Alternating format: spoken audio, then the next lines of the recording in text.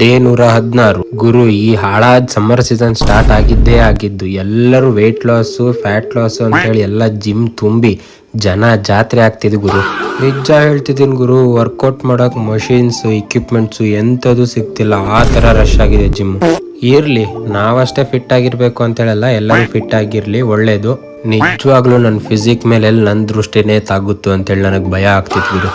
ಆ ಮಸಲ್ ಅಲ್ಲಿ ಫುಲ್ನೆಸ್ ನೋಡಿ ಗುರು, ಆ ಶೋಲ್ಡರ್ ಟ್ರೈನ್ ಮಾಡಿದಾಗಂತೂ ಆಹಾ ಆನಂದವೋ ಆನಂದ.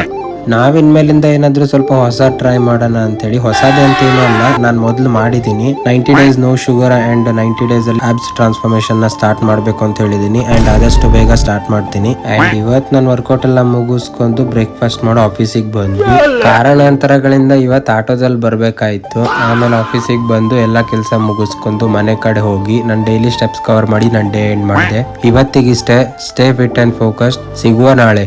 ಬರ್ಲಾ? ಟಾಟಾ.